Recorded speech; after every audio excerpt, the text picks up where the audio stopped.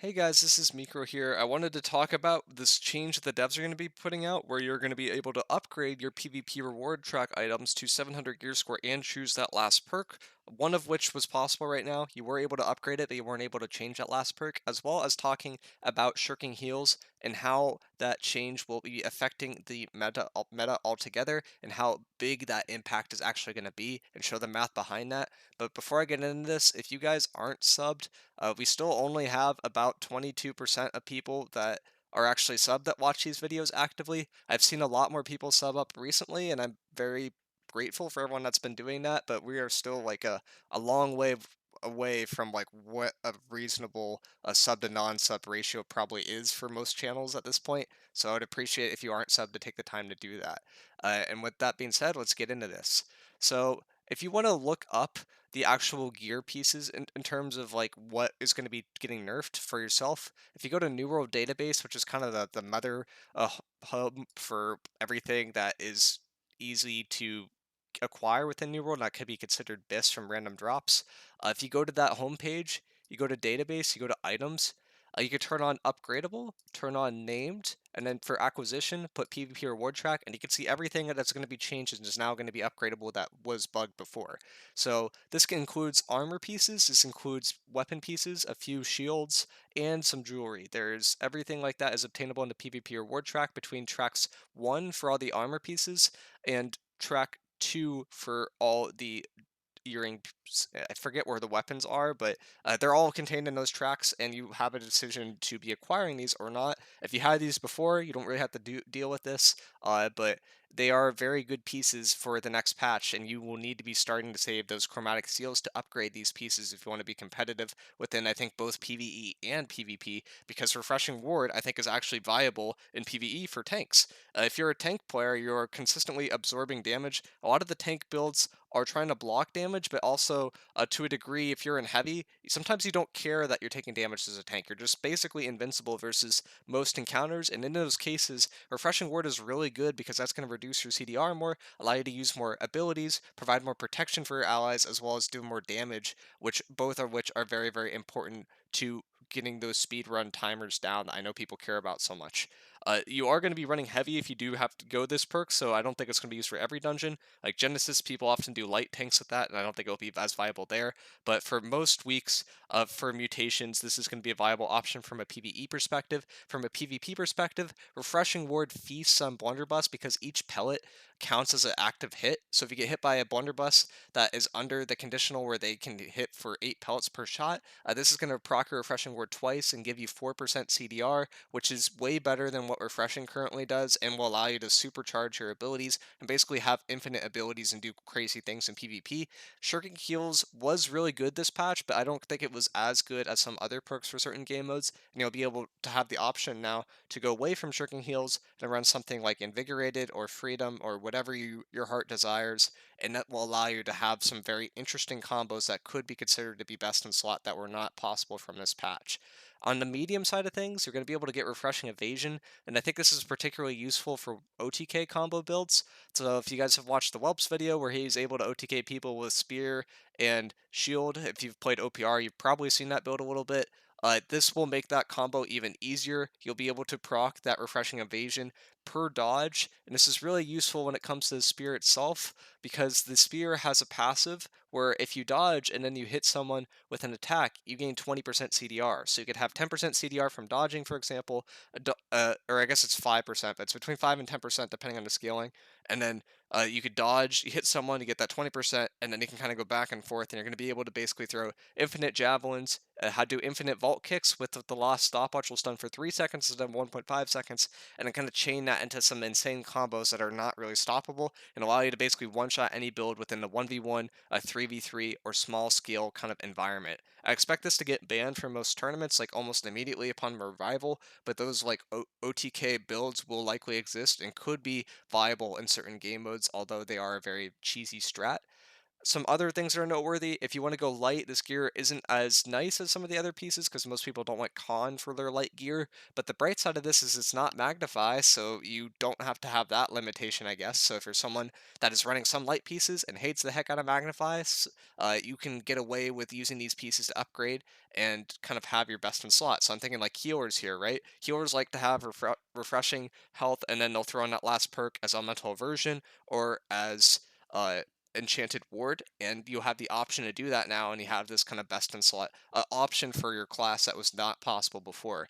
In terms of the kind of weapons, most of these weapons are already best in slot. They contain illegal combinations that you're not going to be able to replicate if you change the perk combination, so it'll be interesting to see how those interact. Like, you can't normally have vicious and penetrating headshot.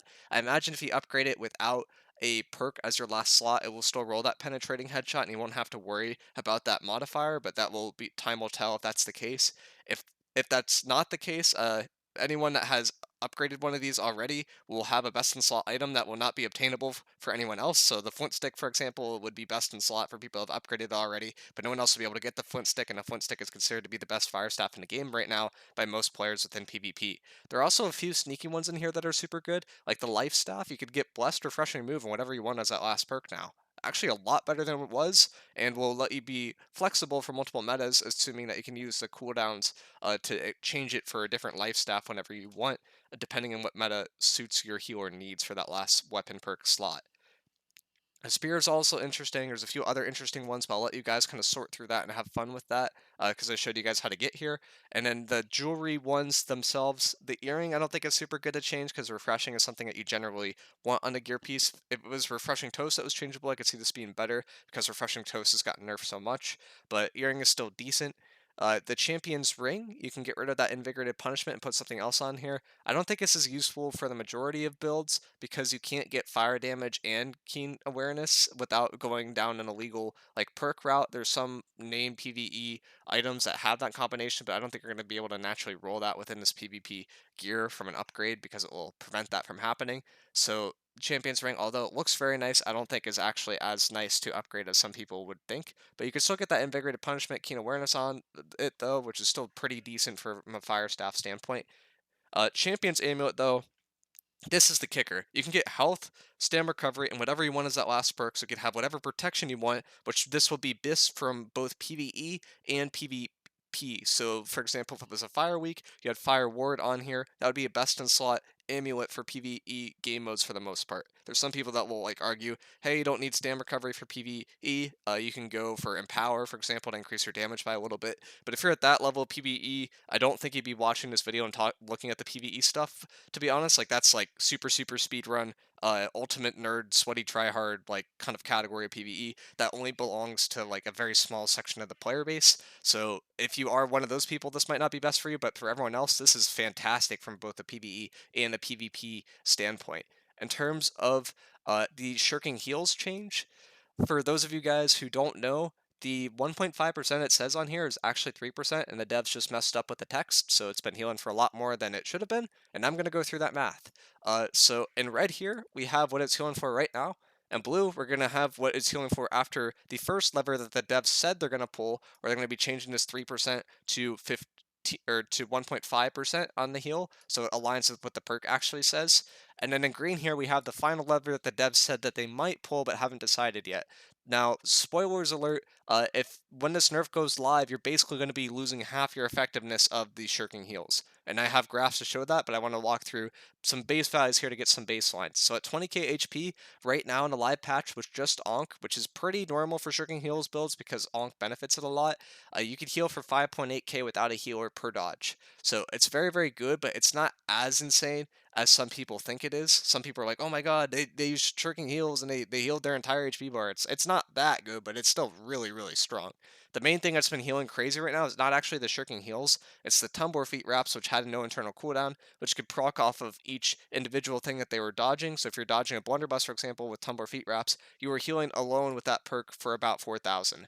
And then with 5 Shirking Heals, you basically double the effectiveness, but it's not as OP as those Tumbler Feet Wraps were alone. So even though this is going to be really a big change, I don't see it being as impactful as some people think it is in terms of the Shirking Heals, but the PvP P side of things with the tumblr feet wraps will be like very, very impactful, and I think that will make those kind of infinite sustain builds without healers basically not dead, but like not like the best of the best in terms of most game modes. It's still going to be very viable from a 1v1, a 3v3 standpoint, like those smaller scales where you don't have access to healers consistently, like 100% this is still a good perk. But for larger game modes where you have access to heal semi consistently, I don't think this is going to be a super insane perk to run anymore, and I think there will be better options.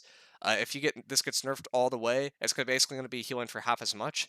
I have hidden graphs here that I could show that show the changes between this first lever and the second lever that the devs said that they're going to do. If you look down here at 20,000, this is a 60% nerf, so it's a very big change, and it is going to make it so that you're not going to be healed for very much anymore. If you look at like higher amounts, this is just going to go down in terms of effectiveness. So as the more HP you have, I don't believe you can even get this far. It's going to be like a 60% nerf. In terms of like what it could change if they pull both levers at the same time, this is basically a 50% nerf. So either way, Shirking Heals is not looking too hot, and it's likely not going to be played for very much longer. But it is very interesting, and it had its time in the light, I guess, in the short 2 week span of this launch, and has definitely been a strong perk for those weeks. Let me know what you guys think. Let me know if you're gonna like run Shirking Heals with it healing, if it heals for half as much, or if you're gonna be someone that just toughs it up and just tries to find a different way to heal, like healing heart or something different. And I'll see you guys in the next video.